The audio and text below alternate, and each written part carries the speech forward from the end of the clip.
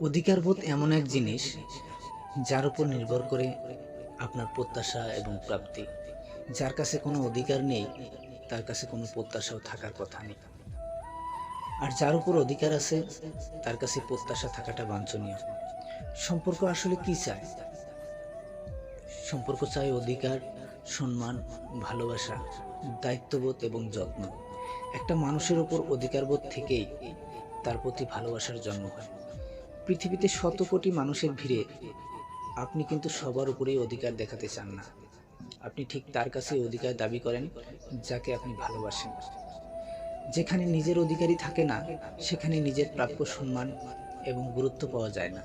তাই আপনি যদি অধিকারই না দেন তবে কেউ কখনো বিন্দুমাত্র আগ্রহ দেখাবে না আপনার সাথে সম্পর্কে জড়াতে। পৃথিবীতে অধিকারহীন সম্পর্ক হয় না।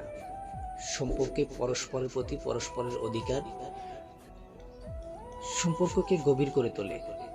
পরস্পর যখন পরস্পরকে অধিকার দেয় ঠিক তখনই সম্পর্কে তার ছন্দ ফিরে পায়।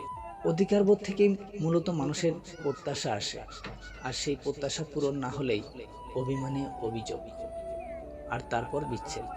সম্পর্কে বিচ্ছেদ হওয়ার পর মানুষটা বেঁচে থাকলেও আর তার প্রতি কোনো অধিকার থাকে না। মানুষ আসলে ভুলে যায় না, সব মনে রাখে, শুধু অধিকার থাকে না বলেই সে নীরব হয়ে যায়, নীরব থাকে।